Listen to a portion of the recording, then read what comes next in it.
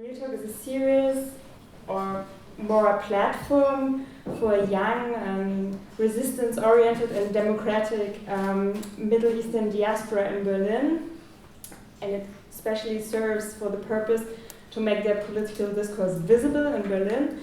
So we've hosted different kinds of events, discussions, artist talks, and different formats, inviting activists, scholars, and students for that very purpose. Yeah, we're very happy to have another event tonight. Sadly, Ariane can't be here tonight, but we have a representative who will introduce tonight's special guest and moderator. I just wanted to say I wanted to make a little organizational remark. So we have two parts of the evening tonight.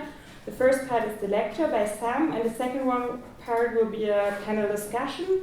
So we will have a short break for rearranging the scene after the lecture. So don't worry, but stay here. It will just take a couple of minutes. And now I will give the word to Marie, who will explain further tonight's event. Thanks a lot. Yeah, hi everyone. I'm here to represent my mother, Ariane, who is currently very ill in bed and extremely sad that she can't be here tonight. And so she asked me to say a few words in her name. Yeah, so some of you might know her already. She teaches migration history at Bard College Berlin, and organized this event together with Sam. And she also helps running the program for international education and social change at BCB, which is a scholarship program for students from areas of crisis and conflict. And it's through this program that she first met Sam Zamrik, who, when he came to BCB as a student. And back then, apparently, actually no one knew that he was a poet. And they only learned about it when they were trying to figure out how they could attract more donors, which is always kind of a difficult discussion to have, because they were trying to negotiate how they could attract these donors and maybe use the faces and stories of the students without falling into these kind of humanitarian cliches. And it was in these negotiations when Sam came up to her and said, well, we actually do stuff here, we produce things, so let's use that. And he offered her a bunch of German poems to appeal to German donors. And yeah, and she received these poems and was completely stunned. For 3 reasons, she said. First of all, she was very impressed with his extremely strong images and with his incredible talent to produce these beautiful and almost palpable images through his poetry that really stay with you even after you've read the poem. The second point she wanted me to address was the kind of knowledge she feels that Sam conveys, a knowledge of a shared humanity, where he is able to draw from completely different cultural traditions and put them together in the service of this humanity that goes beyond the borders of these individual cultural traditions. And finally, there's an incredible friendliness in his poems. He keeps addressing this you that appears in a lot of his poems, and he addresses the you, and with the you also us, the readers, in the friendliest possible way, which is incredibly touching, as I'm sure you'll all see later. Yeah, and finally she wants to thank all of her colleagues at BCB, some of whom will be on the panel later, who've accompanied and supported the making of all of these poems with their burning interest for art and for poetry and for human expression in general, both in class and also outside of class in the administration. And I know that she's also extremely grateful to be in this environment that nurtures this kind of exchange. Yeah, and on this note, I introduce Sam, who's a 23-year-old student at Bard Berlin, part of the program for international education and social change. He's majoring in literature and rhetoric and has a deep interest in philosophy and political theory. He was born and raised in Damascus, Syria, and moved to Germany in January 2016 as an asylum seeker. And Zamrik is a translator, a poet, a lyricist, and a contributor to the independent musical movement New Wave of Syrian Metal. And as a middle school dropout, he obtained his high school diploma in 2014 with minimal to no formal education, and consequently enrolled in the English Language and Literature program at Damascus University.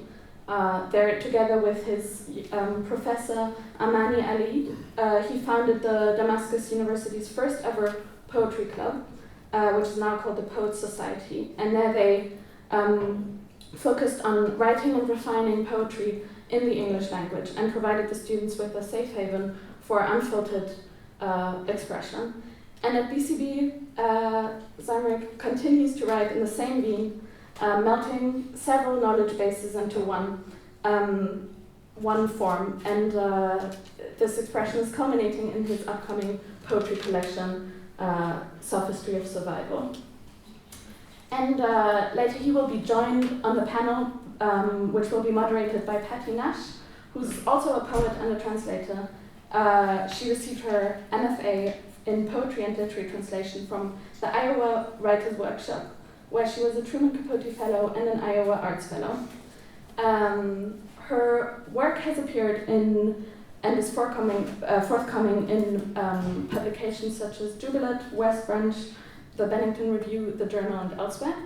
And she works in the administration of Bard College Berlin and has also previously worked together with Sam in editing his English poems last year. Yeah, I think that's it. So, Sam.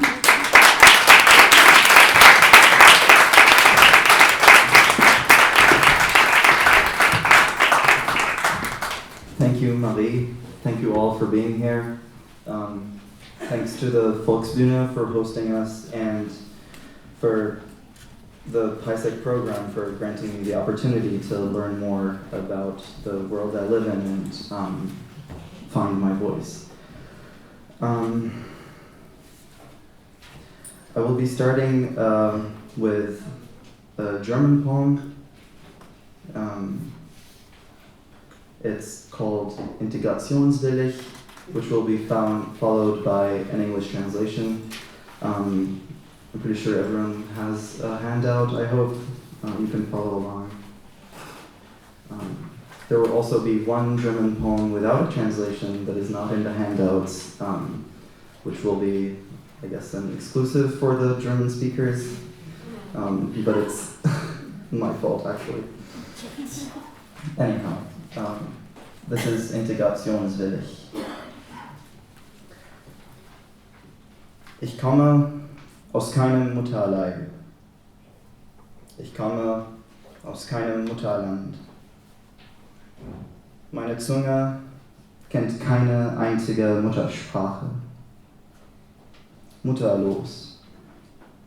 Habe keine Ursache zu streben. Ich habe 1000 Welten und eine. Ich sehne mich noch nach einer mehr. Ich will die eine, die zwischen deinen goldenen Ohren liegt. Foundling. I come from no mother's womb. I come from no motherland. My tongue knows no mother language. Motherless. Haven't a cause for to strive.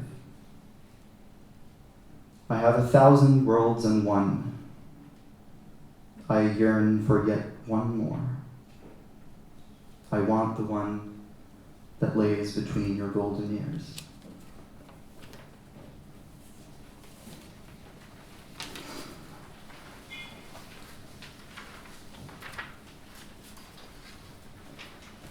This next one is called To Friends, and it's dedicated to all of you who are here.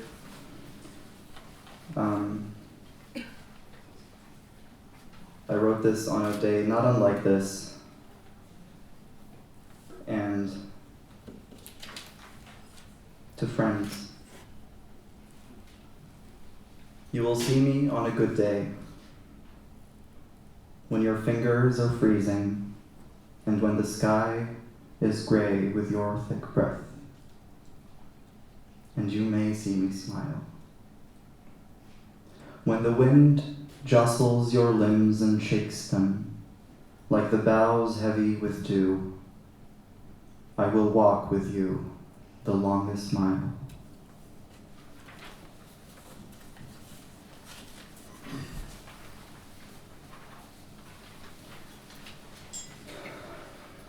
Having grown up in several situations, in several settings, be it abject poverty, be it war, being held against one's will, and being exposed to several knowledge bases from around the world, here at Bard College Berlin and in Berlin itself, I like to think of myself as not just one thing, but rather a patchwork of many. And this is a poem about that. Patchwork. My name is the name. My roots are purple. My fertile middlemost shakes my wreath, heavy with yellowing myrtle, then oozes with myrrh. Icy glass in my eyes. The irides and whites each hide hosts of wilted narcissi. My head is the sun. My hair is a lion's mane. Its fell rays fix my gaze, fore and downwards. My neck is the stump of a pining evergreen. I have a hunch in my back. My arms are blighted, fruitless boughs. I wrench my two quaking knees. Though my indices bend opposite one another and point nowhere, these hands are my tools, first as fists, fingers, then palms, urge, pens, and scale.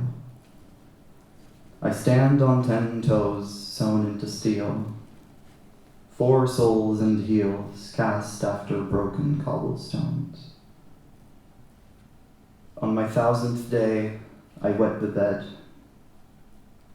The mother of all monsters was mine, and I missed a half of one brother she'd smothered away. I have white walls, windowsills and white curtains, a brown table and a silver couch broken with sloth. I reek of late coffee and crushed thyme. I sweat, urea and tar and scent myself with neglect. Weave me.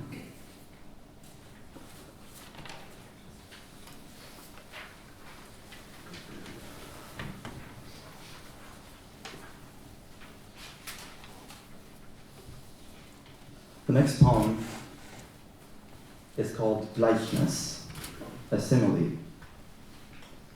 And in it, I'm simply talking about poetry itself and how similar it is to life and living.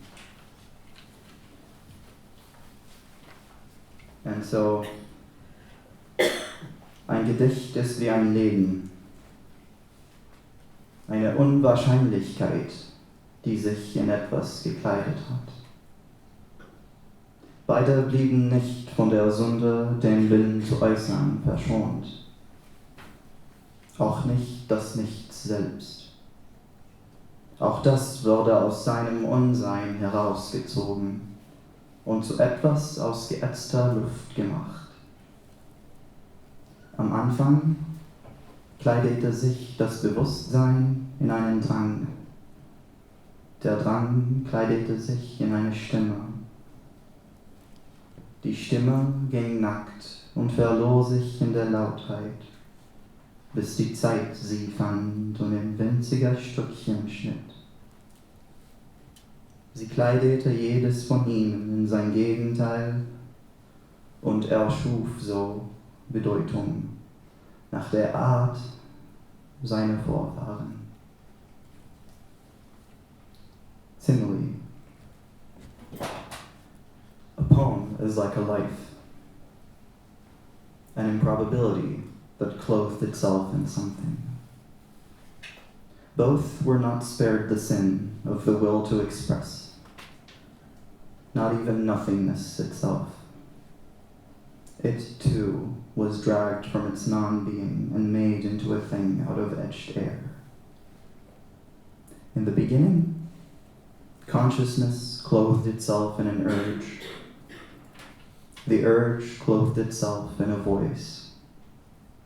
The voice went naked and lost itself in loudness until time found it and cut it into minute bits. It clothed each of them in its opposite and thus created meaning, after the kind of its forebears.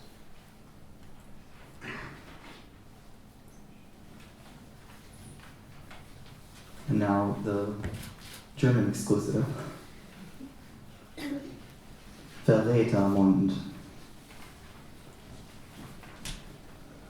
So spricht der Mund, was nicht weiß. Sagt, wie heißt, den fremden Namen. Sein Besitzer speichelt sinnlose Sätze, die Ohren hier geboren befriedigen. Erzählt von seiner Welt, von der Größe einer Zimmer, vom seltenen Geld, von der Krise, in die fehlt. Seine Reise malte ihn wie den Strandsand. Ägäis Blau glänzt in seinen dunklen Haaren. Zieht sich von seiner Haut aus und vergisst, dass immer noch der Außenseiter ist. Und der Mund spricht noch von endloser Hoffnung und über ein nicht existierender Heimat. Thank you.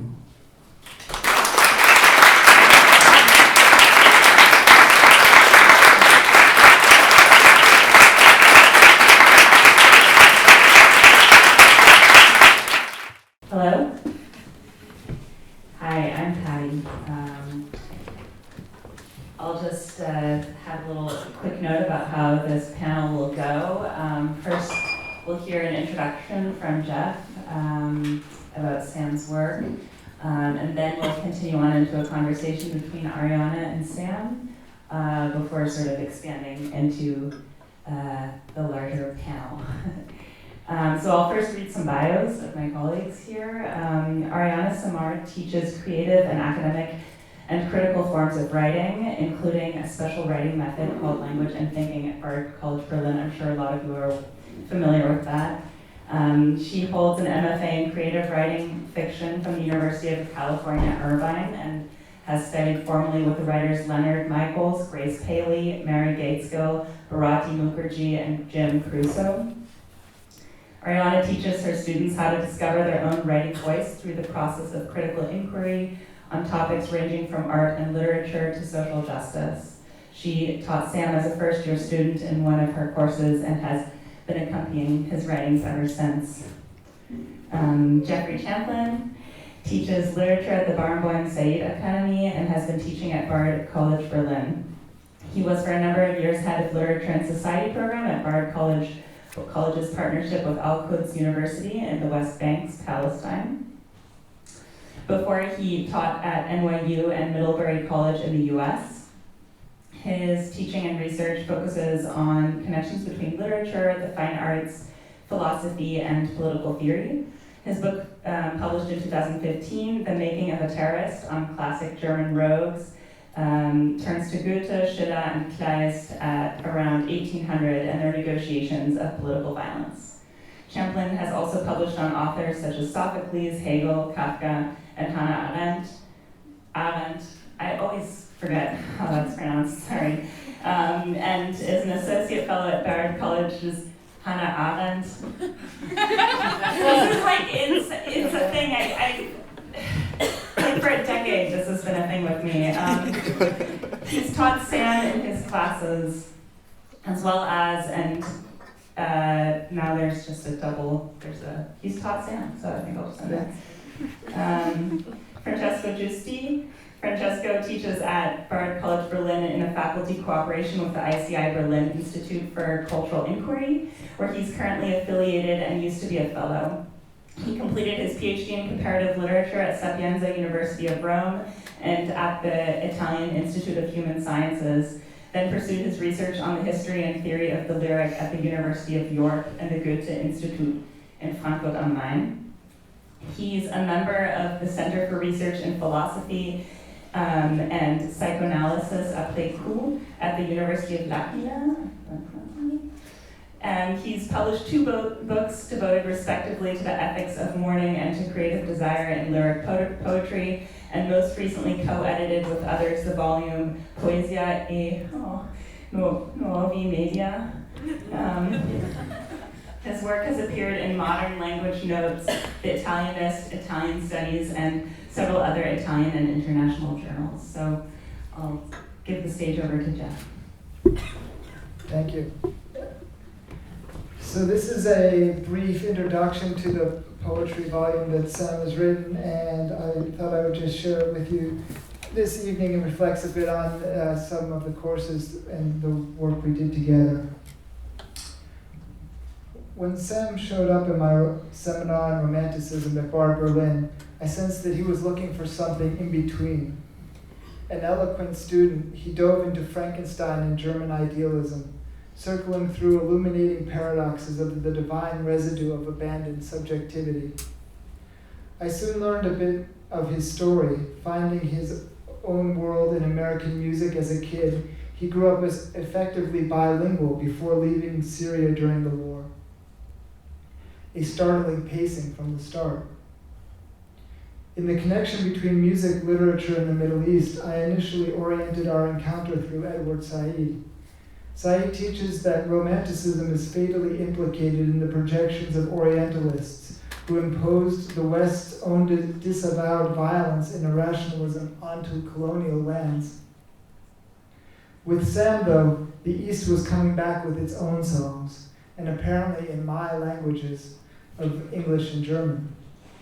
Indeed, with a residue of sentimentalism likely induced by the Romanticism seminar, I imagine Sam as a reincarnation of the great poet Holderlin, a messenger of world historical trauma wandering back from the rubble of Palmyra with tales of blessed ghosts, in German it's selige Geister. In the poem Read, Sam addresses the dual perceptual demands so dear to my practice as a professor of literature. I tend to approach new work through the past, even while listening for inner truth. So let me take that approach to tell you how Sophistry of Survival heralds a new poetic voice with an impressive range of poetic concern. Sounds of psalms and citations, the aches of the body, but not only bodily suffering, in the vein of Nietzsche and Bataille, ironic twists on loss, the sweet appeal for refuge. When Sam says, I am multiple, one hears both Walt Whitman's celebration of interior exuberance and Said's post-colonial assertion that no one today is purely one thing. Such Nietzschean sparkles may escape both Foucault's dark structuralism and the vertigo of one's inner voice. Of course, a young poet will tend to take such comparison as a double-edged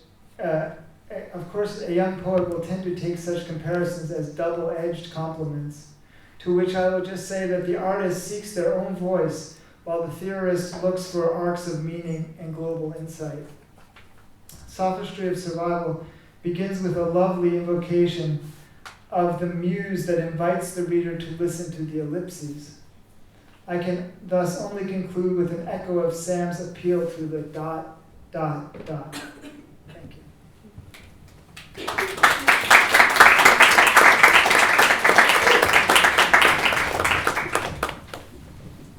Thank you. Schön, dass du da bist. I mean that for Sam as well. I was really, really happy when he turned up at my class. It was my first class that I taught at Bard. And I began to notice that when I would tell an anecdote about California and I would slip into a fast Southern California dialect, Sam was keeping up and also translating it into Arabic for his fellow students. And then I started noticing, I noticed right away that Sam actually speaks with what I would consider a kind of American accent when he speaks English. And that didn't bother me. But I was puzzled. Like, how could this be, right? I knew where he was from, so I didn't really understand. So I'm here to actually help him clarify that. And we actually spoke last night we spoke for a while about a lot of things. And I want to bring that conversation forward. Because also last night, he took a call from a German professor, and he was speaking to me in American dialect. And then as soon as he was speaking with the German, the language switched a little bit. And I was just wondering if you wanted to talk about that. And you told me about being 6 years old and in your house, if you want to talk about that a little bit, what that was like. Thank you, everyone. Really, thank you, Jeff, for this amazing intro. It still boggles my mind. Patty, Ariane, Francesco, thank you all. Ariane, yes, when I was 6 years old, I remember very clearly not feeling a sense of belonging. There was no one to talk to.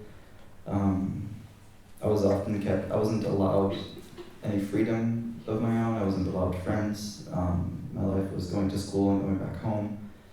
And so I needed some type of way to kind of create an inner world for myself, or something that I could have for myself that isn't almost tainted by my surroundings, which were difficult.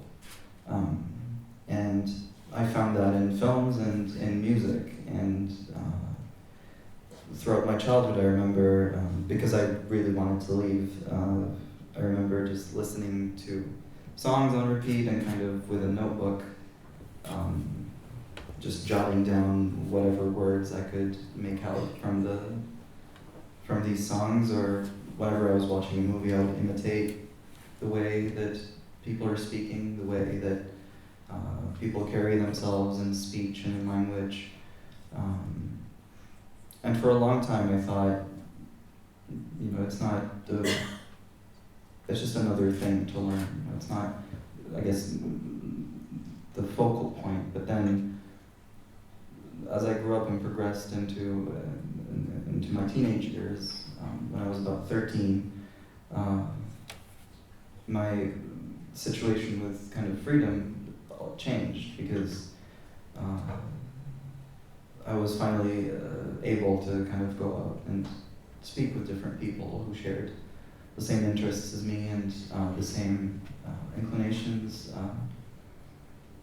And that's when the language started playing a very important role, because the people I was hanging out with and the people I was working with in music, starting this new wave of Syrian metal thing, my job was to promote this to an international audience through the internet, try to kind of bring attention to what is happening. And from there, it went to the university, where my only friends were kind of the people I gravitated towards the most were people who actually spoke very good English as well. And that allowed us a type of privacy that was unprecedented, because in a Syrian community, and especially during the war, everyone is kind of watched, everyone is listened to. And I grew up with this mentality of the walls have ears. So even your internal thoughts are kind of motivated by that, they're formulated through that. But with English, it was very, very different. Especially if you speak with nuance, if you speak a dialect, or you speak with certain regionalisms, then people find it a little bit more difficult to kind of follow a full conversation or listen in. So it was a kind of code, almost. Even though it's the lingua franca of the world, it's the most widely spoken language in the world, but in that very special setting, it created a type of code that we could use. And then, yeah, yes. And no, that's remarkable. I mean, that's the story that I heard, that you actually learned English from heavy metal lyrics and television movies, which is remarkable. Wondering, we got to talk a while, and we got to, talk about your experience with heavy metal and promoting the bands. And it led to this story of you speaking to the police one night at one event, which was kind of the turning point of you leaving. It's a remarkable story. I think we have time for it if you wanted to tell it. Yeah. This was in October 2013. I was still in Damascus, and there was a gig that night which was approved by the government and so on, so we had all of the clearances, we had all of the paperwork, and I was supposed to go up on stage and introduce the bands and the songs that were being played. And suddenly the checkpoint from the end of the street decides to raid the venue. And as the concert started, everyone who threw the metal horns or had their hair down or just looked in any way, shape, or form associated with metal was kind of just taken out from the crowd. And they had around 15 or 20 people kind of just standing aside. And since I was on stage and I introduced the band, then the officer decided that I was the one to kind of question. And it culminated in a 45-minute discussion with this person who was throwing all types of conspiracy theories at me. It was like, you're Satanists, you murder cats and drink their blood. You are part of the global conspiracy against this great nation. And so I have to elaborate that, we're doing this to get out of trouble. We're not looking to get involved in trouble. It's a type of neutral political activism, and it's a type of voice to express just a human's life without any type of political or a clear political orientation, because being dubious is very important in these times. After these 45 minutes, the person somehow got convinced and he let them go. And the only people that were arrested were the ones who had been already arrested at the checkpoint, and they were 3 of my friends, which I could do nothing for. And then I went back home that night, and I was hysterical, I was crazy, afraid. And I told my mother, I can't do this anymore. I can't be here with, it's a dead end. Be it that persecution or being just walking on the street and kind of facing all types of harassment, long hair, beard, wearing black, just kind of just the outward appearance of a person puts them in danger. And that has certainly happened to me earlier that year, where I'd gotten beaten up by 5 members of the military. And you said that was the night that you decided you were going to leave, right?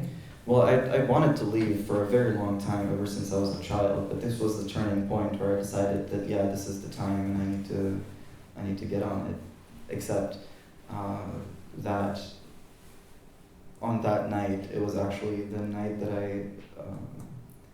I still don't know how to refer to this period, because I usually call it house arrest, but like I told you, I always realize there's this legal connotation of a house arrest, whereby it's the government or the police that is putting you under house arrest, but I was held against my will at home for a whole year. By your mother? Yeah.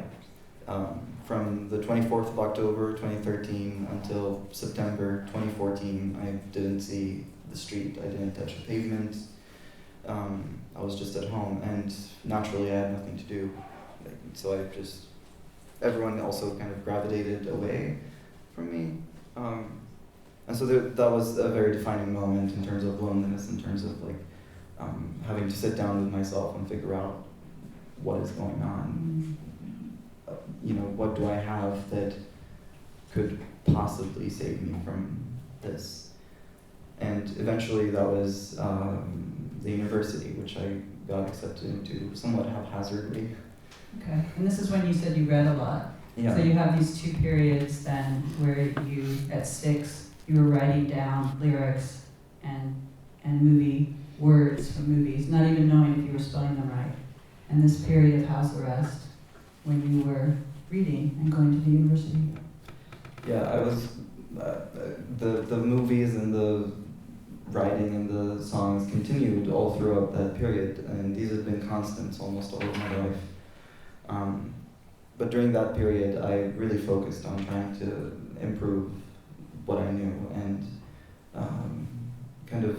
that's when I really became a sponge almost, where I wouldn't kind of differentiate between any kinds of knowledge. I just wanted to know the most, because there was a huge void of just not having any type of life outside of these walls, outside these 4 white walls, and this, brown table and silver couch. And that's where I got the bulk of my information. That's where I started becoming very, very interested in philosophy and theology and such things. Not just in a like from an outside perspective, but rather getting into the nitty-gritty details of these things. Until I went to the university and I had this group of people, and we started writing together actually. And you didn't really have to attend any lectures in the university, so every day between the hours of 8 a.m. to 4 p.m. I was just in school with these people, having extensive conversations in English. And every Monday and Wednesday, we would meet up for a poetry session where each person would bring a poem through an assigned theme, and we would give each other feedback and kind of workshop these poems. And we didn't limit ourselves to any of the outside rhetoric. We let go. Yeah, that's probably a good place to break for questions about poetry, but it seems like you ran your own poetry workshop. Cool, thank you so much. So I'm going to start my first question with a bunch of quotes that I'm going to throw at you. Jeff, in your introduction you said, I tend to approach new work through the past, even while approaching inner truth. Francesco, you in your interview that you sent me noted that, or perhaps bemoaned, you could correct me there, that literary criticism seems much more interested in tracing boundaries than in pursuing wide-ranging perspectives. And Sam, in your poems, you note, I come from no mother's land. So I'm interested, where or when does a poem take place? And we could speak generally, and then also where you feel you locate your poems. Whoever would like to go. Does it work? Yeah. Well, that sentence was basically against, or at least it was addressed to historicist approaches or radical historicist approaches that try to explain away a work of art or a poem, looking at the specific context in which that poem was produced. And I think that but that's my personal opinion, and if we want to understand something of the lyric, if such a thing exists, as not so much as a literary genre, but as a discursive mode, and we want to try to describe it, at least a few features of that discursive mode, we have to look at the long history of lyric poetry. Because I think that there is something going on from ancient Greece to contemporary poetry that can be traced across the centuries. And all those poems share some traits. They have something in common in terms of discourse. Yeah, that's why. And more than that, I think that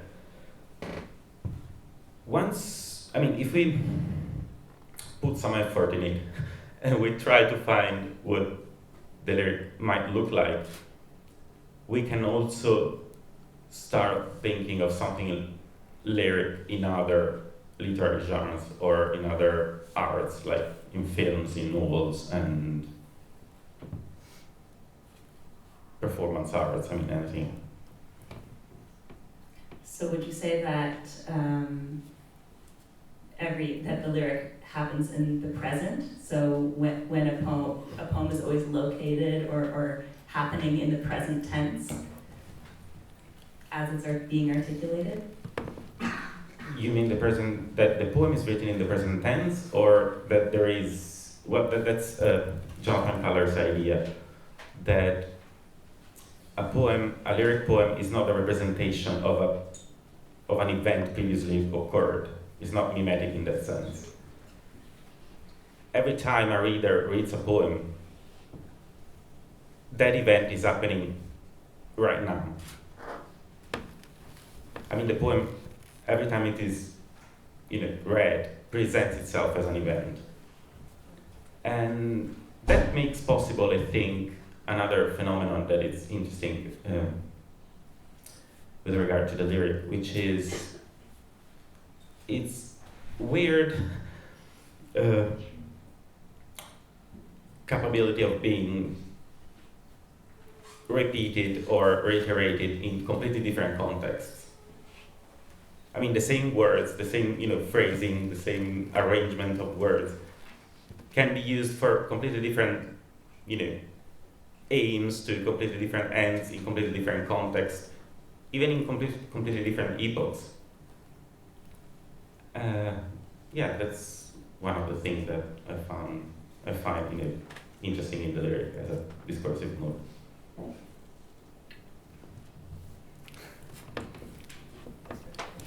Where to locate a poem? That's always been a bit of a tricky question for me. Hence why I tried to study as much as possible in terms of theory, because I really don't know.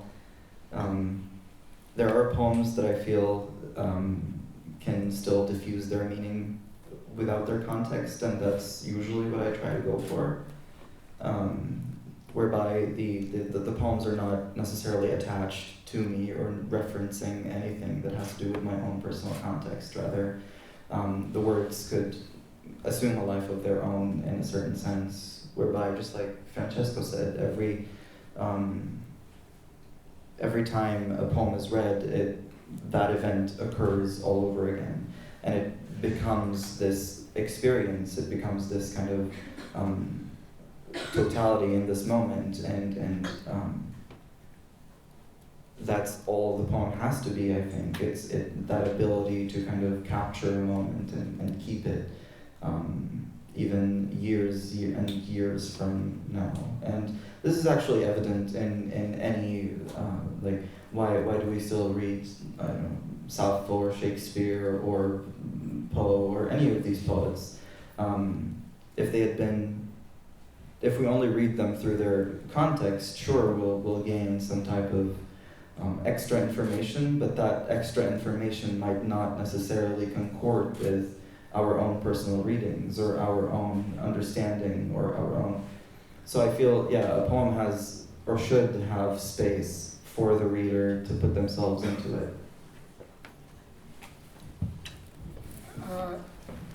I was struck by the way that many of your poems come from elsewhere, such as with quotations. Sam will also kind of have fragments of, indicate in the poem that there's a fragment of a conversation, or it could come from a place, from a walk in the city, or it could come from even a reference to God from the beyond. So I was thinking, in preparing for this, in the Romanticism class, we had read I brought this note because it's so beautiful, I wanted to get it right.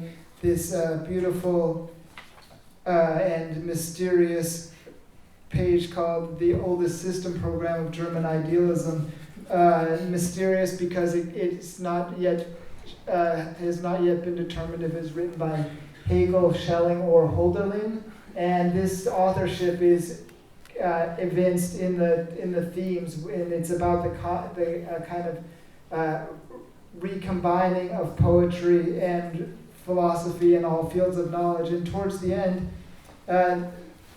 the writer or writers make this claim: poetry thereby obtains a higher dignity. It becomes again in the end what it was in the beginning, teacher of the history of the human race, because there is no longer any philosophy, any history. Poetic art alone will outlive all the rest of the sciences and arts. And the outlive is überleben, so it could be poetry survives all the rest of the sciences and the arts. And so there's a sense there that poetry will, of course, by no means be just a decoration or an amusement or a luxury. It will be the thing that bears testimony to humanity. And this reminded me then of a formulation that Derrida made in connection to survival, as survival, even being, it's related to the event, but it's living on or living beyond. This came up in one of Sam's papers as well, in the way that the excluded or the abject are somehow living on when they can't live on. So these, I'm already starting to skip along a number of literary and theoretical trajectories, but I'll send it back to Sam to think about poetry and survival in those contexts.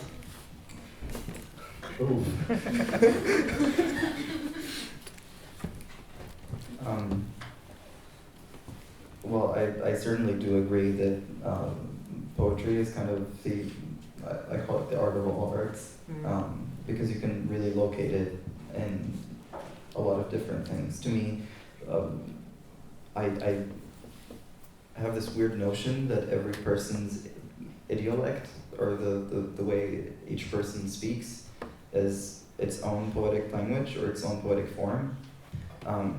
Because if you count all of the stutters in a person's speech and you take them as enjambments, then you could end up with something lyrical, essentially, at the end of the day, if we really expand that. And again, this notion of Überleben, it definitely shows up in my work a lot, because it was a constant drive to this notion of survival, to kind of assimilate as many things as possible and kind of emerge from them, or like bring so many pieces together so that the product kind of is above and beyond all of the sum of its components. It's not directly addressing your points, so I'll just hand it over.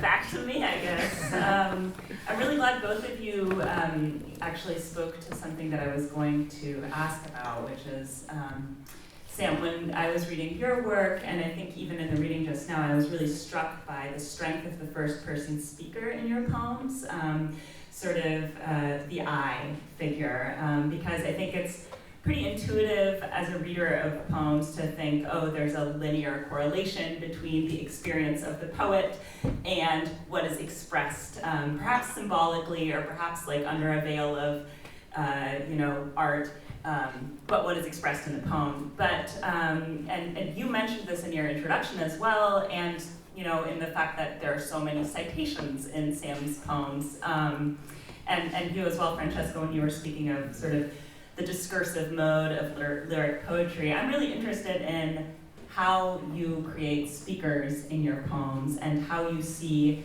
the speakers in your poems working. Well, the I is not necessarily me, because I don't necessarily have a definition for that. I struggle with it. So I found that the best way is to kind of put out a form for an I that anyone can step in and fill. So in that regard, I've kind of like divorced myself from the responsibility of having to be a person, even though that's what I seem to want, or that's what I'm kind of clawing at with the poems. But this I is just a reference to, it's a reference for you when you read the poem to yourself in that half-voiced sound, like when you're just reading to yourself, that I hopefully should be you. And it allows for this quality of earnestness that allows for a kind of more unmediated or less, you don't have to put as much effort into kind of deciphering language or deciphering references or anything like that. It's just very immediate. When you say I, then the reference point to that becomes you, the reader, and it becomes me, the speaker, when I speak it. Yeah, I think a site that becomes really striking is in your poem Patchwork, which is on one hand super meticulously cataloging the I speaker, and yet also admits that the I speaker is fragmented, and that I think I wrote down a line as I heard it, but am unable, though my indices bend opposite one another. So on one hand, there's a catalog of the self, but the catalog is also being sort of disassembled in the course of the poem. Do you have anything to say about sort of subjective spaces in poems? I love that beautiful description of the reader's reading of the poem in that kind of sub-poetry voice as being the I itself. It's a very nice way to disrupt the assumptions of identity that lyric poetry often makes with that strong I. And it made me also think, when you said Überleben again, I was thinking, how do you come to the poem, or are you over it, like spatially over it? And you could also think of the Uber, like the Übermensch. It could be a different kind of Übermensch that wasn't egoistically pushing down, but just kind of surviving along the skimming top of the language. Just one quick anecdote about that. I also think of Überleben as, like, if you translate it literally, it's to overlive. So like to have lived too much almost. Yeah, that's great. And just come out of the other end. Can I ask another question about titles or the titles of tonight? So the title of your book is Sophistry of Survival. The title of this evening is The Oblivious Tongue, and I'm wondering if you could weigh in or expand on that. Yeah, thank you for asking about that. It's Sophistry of Survival. You will notice it's also an acronym for SOS. And I feel like that creates a nice kind of juxtaposition between, you know, the survival part and yet SOS, like Mayday, Mayday. And sophistry, because even though I still consider my writing to be poetry, it's written in a way that makes it sound more appealing, as opposed to more, like, for the lack of a better word, more poetic, you know? So it's more about the sounds and the textures and all of these like smaller parts of the craft, as opposed to, like, I don't know, rhyme or meter or anything like that. It's basically, I'm selling you all of my sadness in a nice wrapper. And the poems themselves, just as I will quote you, Francesco, they're self-centered without a self. As for the Oblivious tongue, it's a literal it's a translation from, or the English equivalent of what initially we thought, Marion and I thought the event should be called, which is Die vergessliche Zunge, or the forgetful tongue, because this goes back to your question, Ariane, about changing the way I speak. So whenever I'm speaking to someone, I usually end up forgetting other languages because I get caught up in this immediacy of the conversation that I'm having. So when I'm in a conversation, I almost do not think in other languages, and I forget that I have any ties to a different sociocultural context besides what has really resonated at the bottommost level. So yeah, it's also about growing up as a Syrian in the 21st century. You're often told, or what is your official language or mother tongue is classical Arabic, even though it's not a language that is spoken by anyone in everyday life. Sure, you can find it in magazines and newspapers and textbooks and the news, but it's not your everyday working language. You don't think in that language. You don't. Your vernacular is not that. Your vernacular is your dialect, and in dialect there is no knowledge production whatsoever. So I feel, and this is my own personal opinion about it, is that people in the Middle East have forgotten their actual language or their own ties to their own knowledge production, and have it replaced by classical Arabic, which is a nearly dying language, which hasn't kind of evolved with, because naturally there isn't a lot of, again, knowledge production in that language or in that medium. Yeah, I don't know what else to say about that. So part of the title of this panel includes the phrase mother tongue. And we've sort of danced around the question of what is poetic language throughout this panel. And I'm wondering if maybe we could try to collaboratively come up with definitions or working definitions for both of those terms, since they seem to be pretty crucial.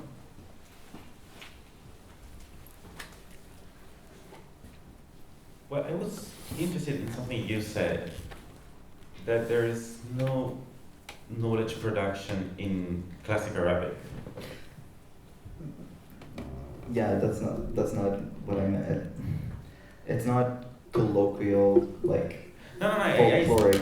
I see kind of your like, point. When I think about it, I imagine things like Boccaccio or Dante and their influence on the Italian language, for instance, and that shift from Latin to the vernacular, or let's say the translations of the Bible, into the vernacular languages. I got it. My curiosity was that, I mean, the one which is supposed to be a mother tongue is actually a poetic language, right? Because I think, I mean, even speaking about mother tongue, I don't find any way to generalize some sort of standard relationship between a poet and his or her mother tongue. I mean, if we look at a longer history, there are so many cases of poets writing their best poetry in the host language. Poets that at some point felt the need to go back to the mother tongue in order to feel some sort of last connection to their motherland. And we have also poets like Dante, who, when he was in exile, he felt the need to create a national language because there was no nation, not to speak of a national language.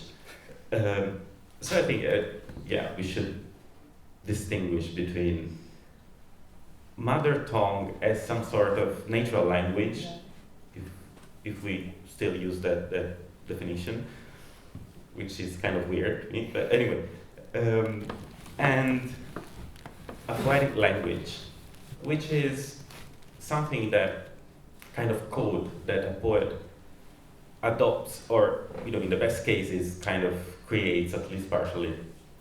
And it's I think, poetic language first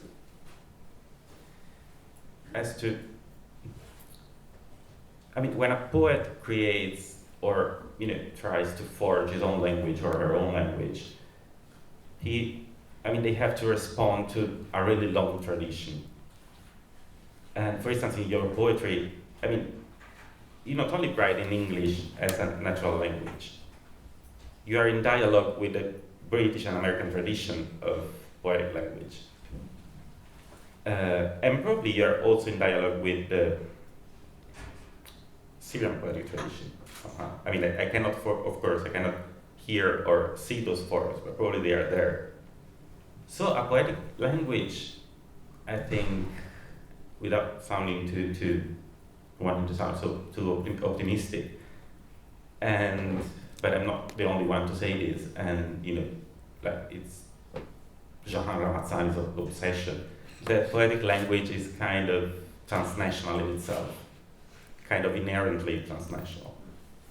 Because when you try to create your poetic language in order to write a poem, you are always in dialogue. You can reject them, you can accept them, but you're always in dialogue with forms coming from other centuries, other places, other nation states, other languages. So I think that there is a huge difference between any kind of mother tongue and a poetic language.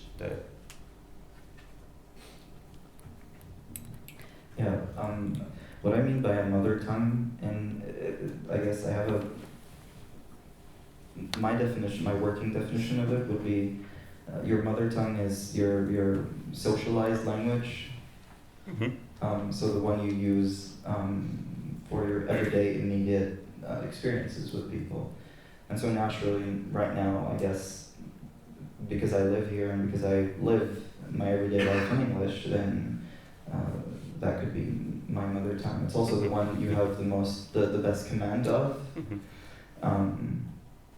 Whereas poetic language, for me, it's that personal language. Even though it's in dialogue with a long tradition of other poems and poets and poetic genres and so on, but that is almost internalized. You kind of take that language and you process it through your own personhood. The poetic poem. Yeah.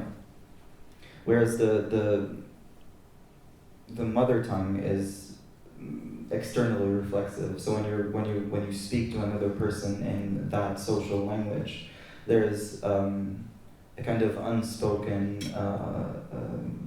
knowledge base that you're both tapping into in order to reach a common understanding, which is inherent almost because you've learned it at a subconscious level. So the issue of referencing or the issue of pointing, this epidiaxis, kind of shifts. In a mother tongue, it's not as obvious, it's not as concrete, it's not as defined almost, because the tradition is not outward, it's not explicit. Mm-hmm. But I think that what you call social language or mother tongue is also a language that somehow we feel we receive from the outside. We have we don't really have control of that language. While in the case of poetic language, we have some sort of control. Mm-hmm. What interests me is that, you just said that you learned in English from songs. So first, would you say that for you English is, somehow the mother tongue, because you said that English is now your mother tongue in the sense of the language you live in.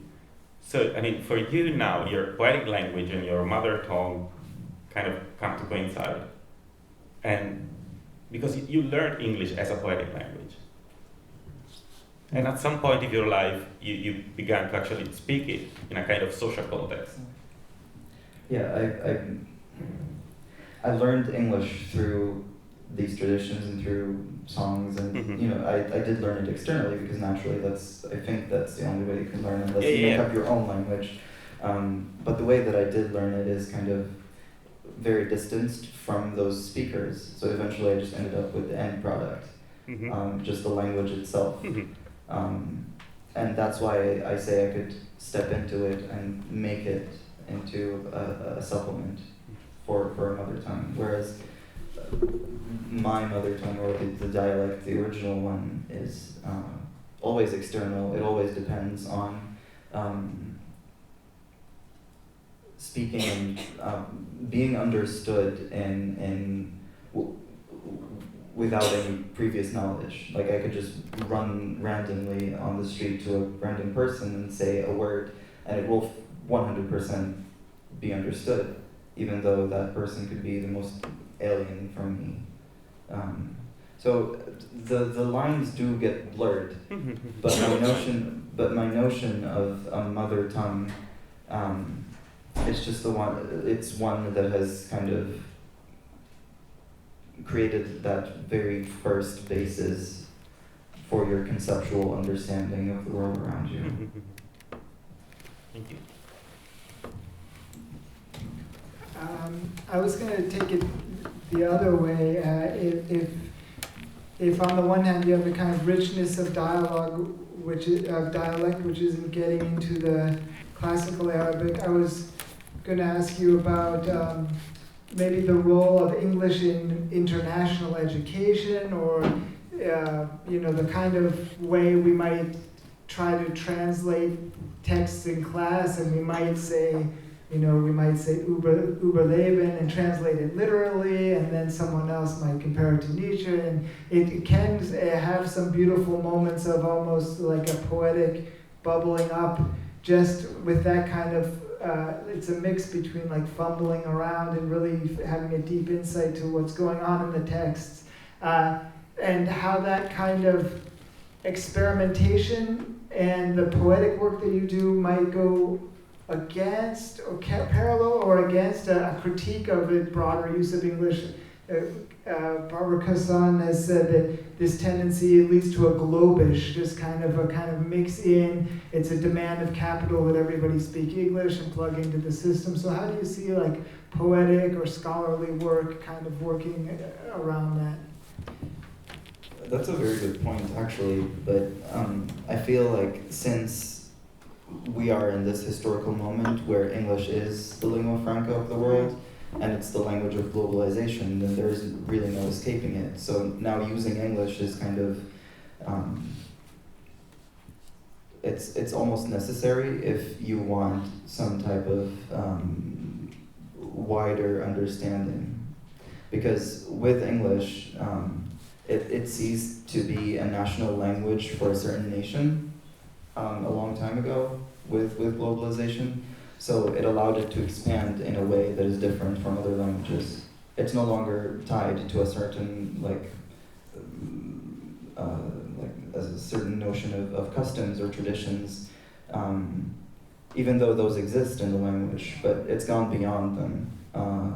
There are so many different types of speaking English. There are all these different regionalisms. There are all these different forms of English. There's poetic, there's didactic, there's formal, there's technical, etc. And they don't necessarily intersect, but they all have the same basis.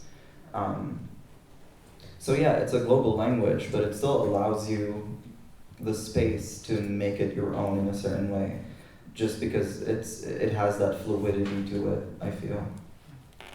Sam, just piggybacking off of that, I was really struck in your conversation with Ariane about how you mentioned that English for you afforded a level of privacy.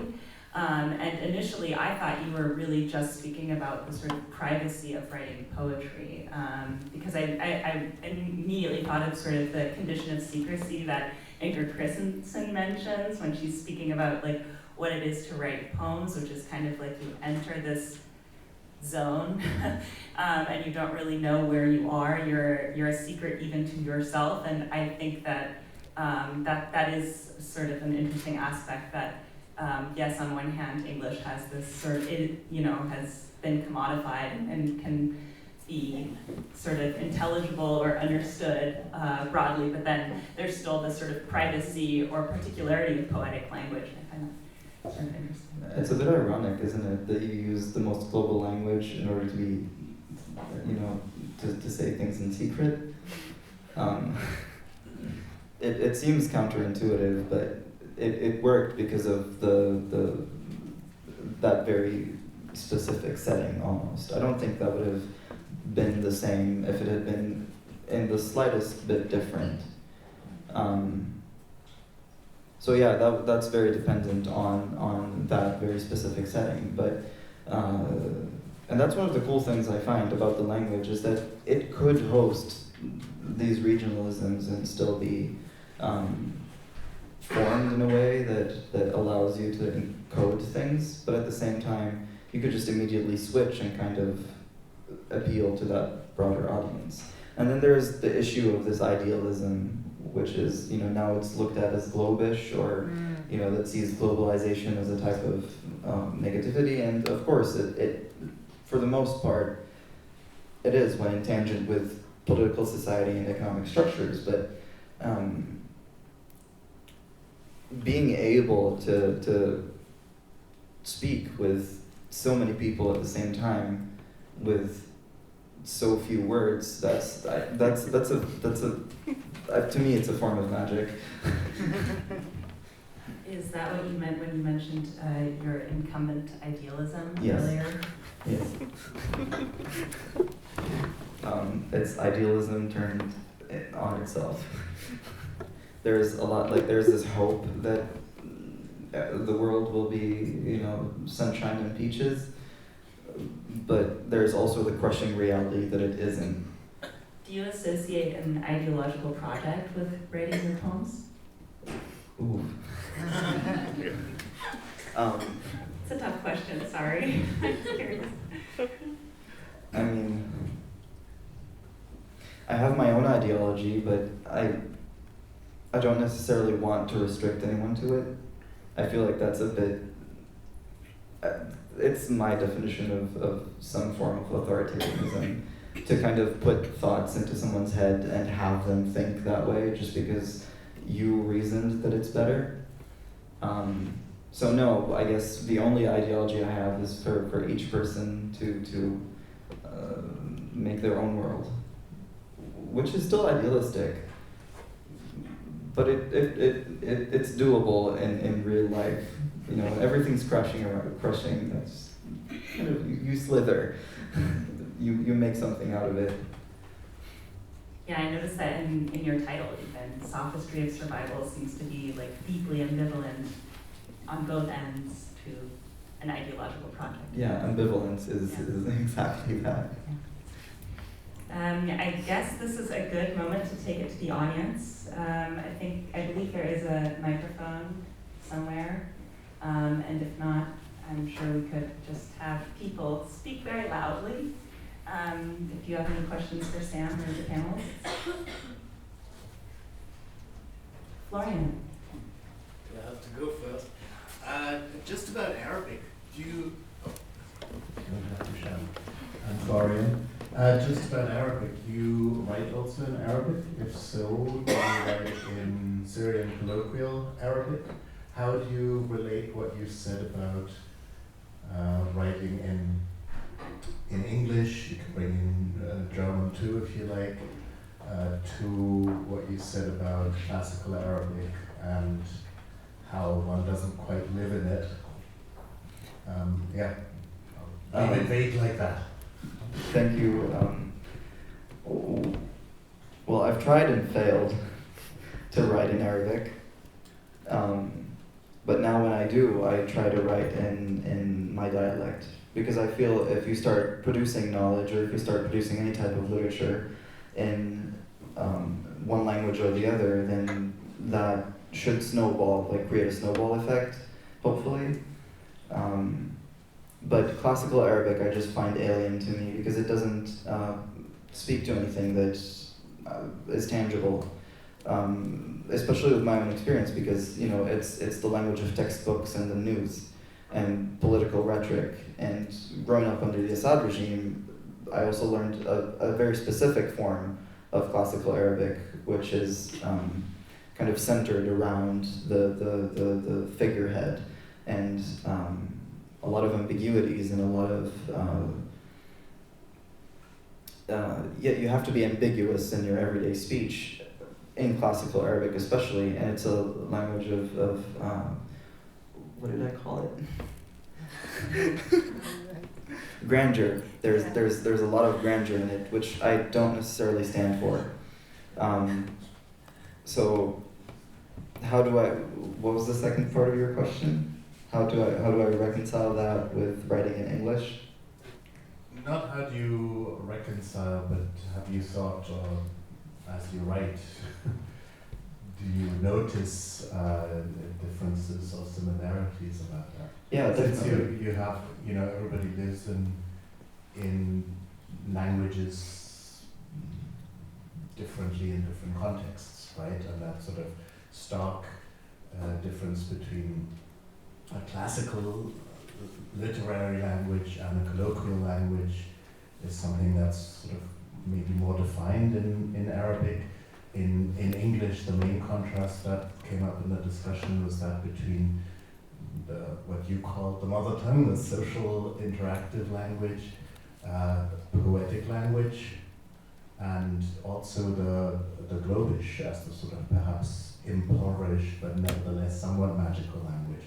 So it's just also from the history of Arabic and how it spread, you could see sort of interesting, perhaps even parallels there. Yeah. Well, writing in Arabic specifically, especially if you want to write in classical Arabic, there's a very strong notion of prescriptivism, which means there is one right way to use the language. There is one right way to use the grammar. There is one right way to write this or that poem. There is one right way to do this or that. With dialect, it's a lot more freer. You can spin things around. You can kind of create different metaphors. You can create different figures of speech. And I find this the same in English. There isn't that same notion of prescriptivism nowadays, especially with the advent of so many regionalisms and colloquialisms. Everyone adds more to English, whereas Arabic has not had, classical Arabic has not had that same level of openness, so to speak, to kind of a newer, modified, lived expressions.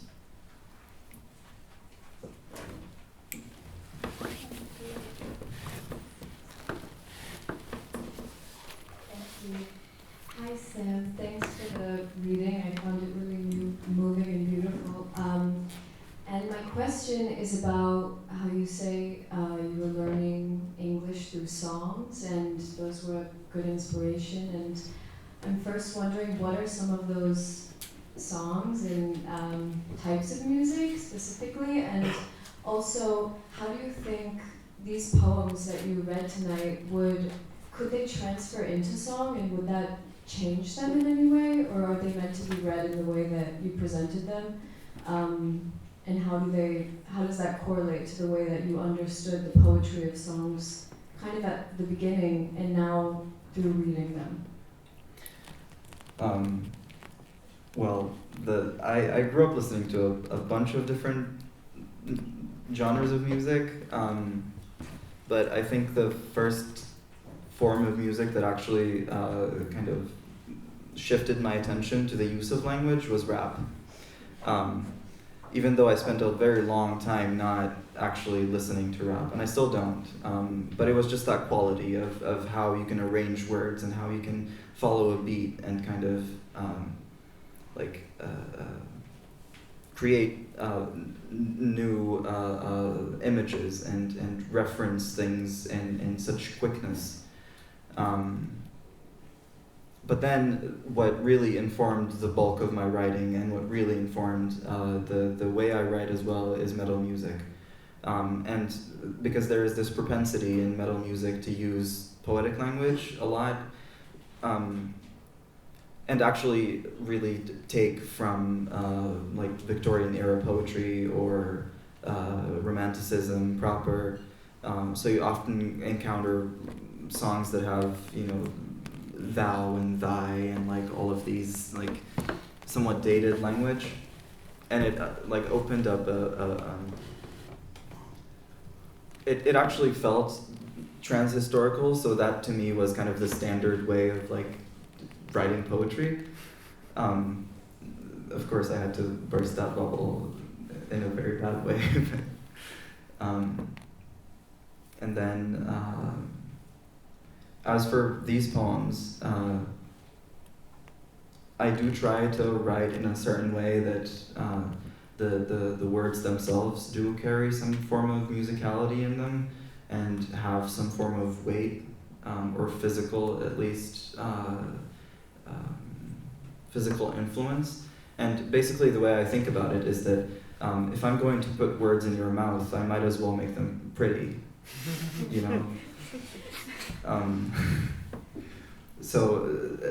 And I used to be a songwriter before I started actually writing poems separated from music. And I used to write to music. So it's not that I would write a text and then have music written to it. I would have the music and then try to find the right sounding words that work for this amount of time, or for this melody, or for this rhythm, and so on.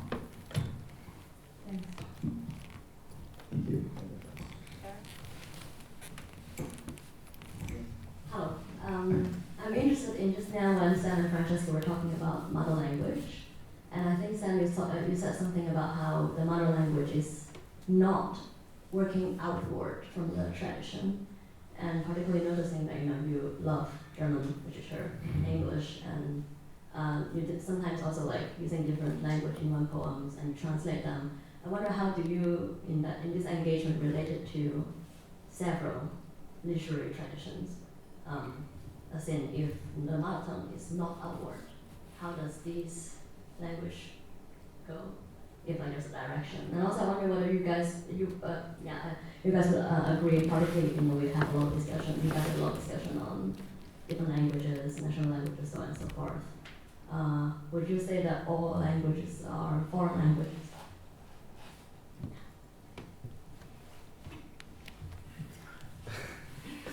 Would you like to start? No, go ahead. Okay. Well, for me, reading these different forms of literature and these different languages, I never read them with context. I kind of try to separate them as much as possible. I like to know as very little as possible about what I'm reading before reading it, because I don't want it to kind of be marred by that externality. of the writers, of the tradition, of etc. I find those to be supplementary. Like I previously mentioned, they supplement my reading, but they don't necessarily kind of define it. How it relates to a mother tongue, well, there isn't a lot to read in my mother tongue except for like Facebook statuses. And even those can still carry some form of earnestness and raw expression that is unmediated, or that isn't trying to really be formulaic.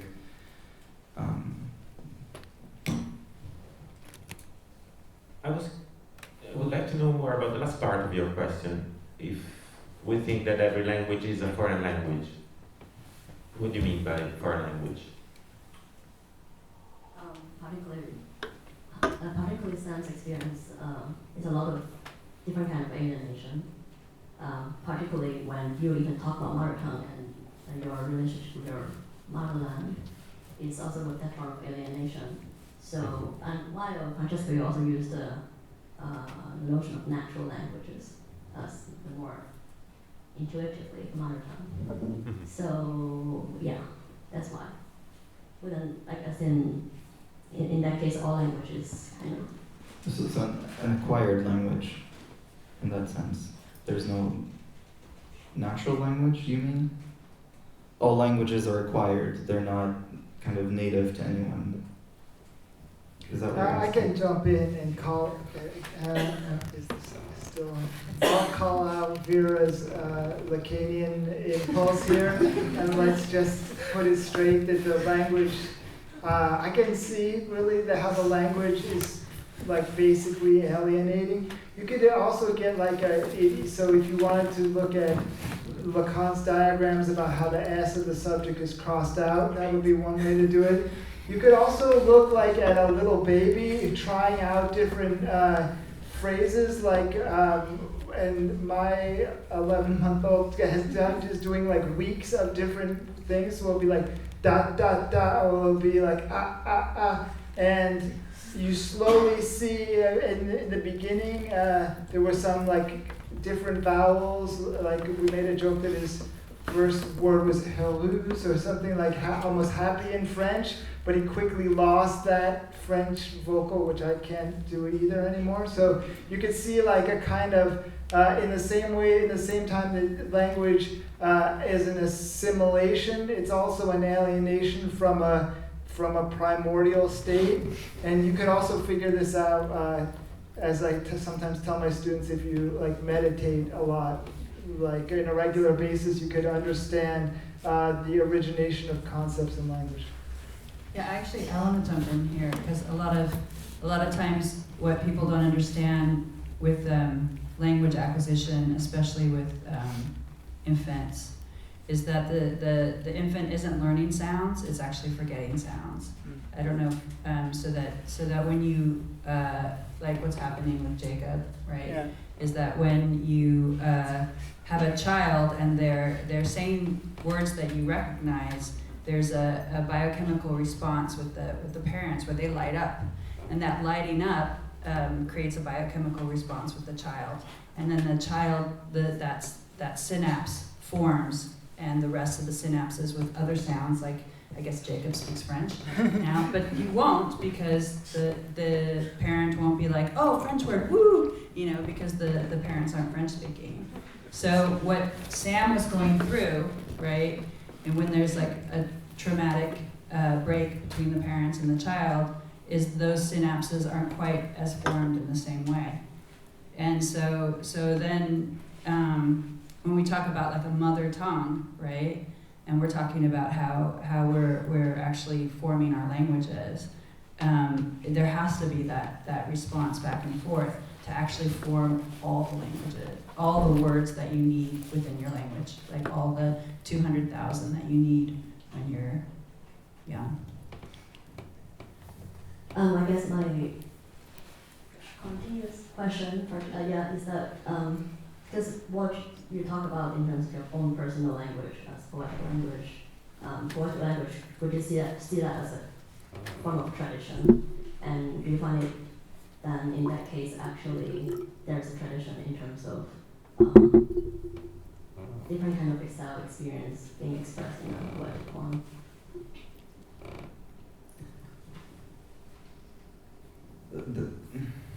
This is a bit difficult because I think there is something as poetic language, but it's not as concrete as we would like to think. It's not like it's a certain form or it's a certain vocabulary or a reference to a certain period of time. It's rather just it's almost a space that you create, either with yourself or with the paper or with your audience. Like for instance, if you examine your inner thoughts, like they're not necessarily always in phrases, but you're still understanding what you're talking about in your head. And if you transcribe that in a poetic form on the page, I feel like you will still find some form of poetic expression in there. Because as much as, to me, poetry is as much as communicating information as withholding information. And that goes back to the idea of creating a frame or creating some type of form that a reader can step into. And thank you for bringing up the infant,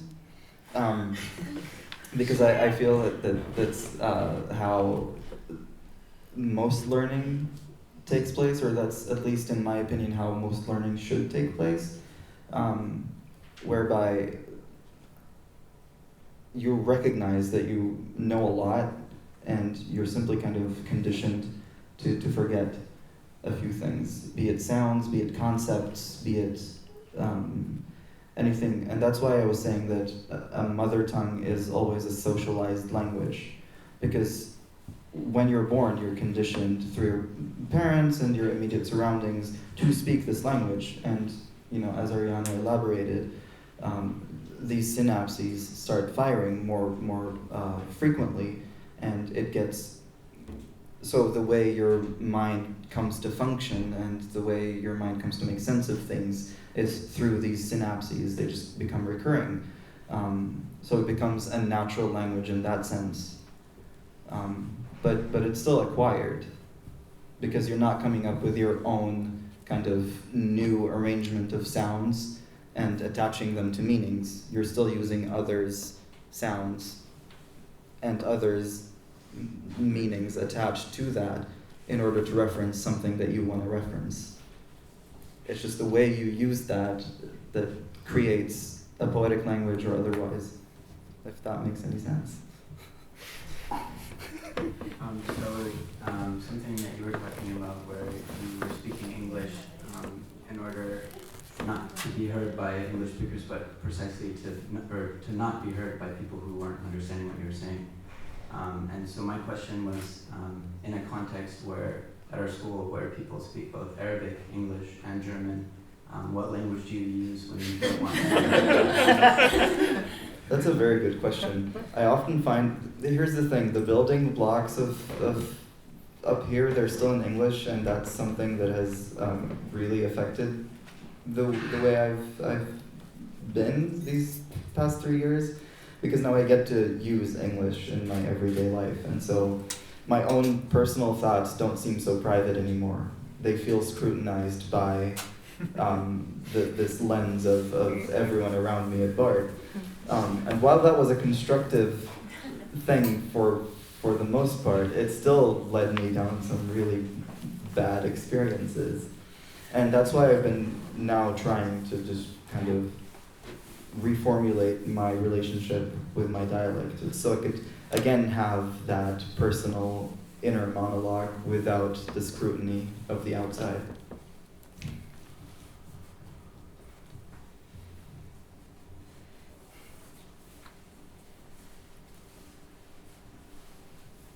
Okay, well, I guess any other questions we may have, we can ask and answer afterwards. Thanks to all the panelists for coming, and thank you, Sam, for your poems and your work. Thank you.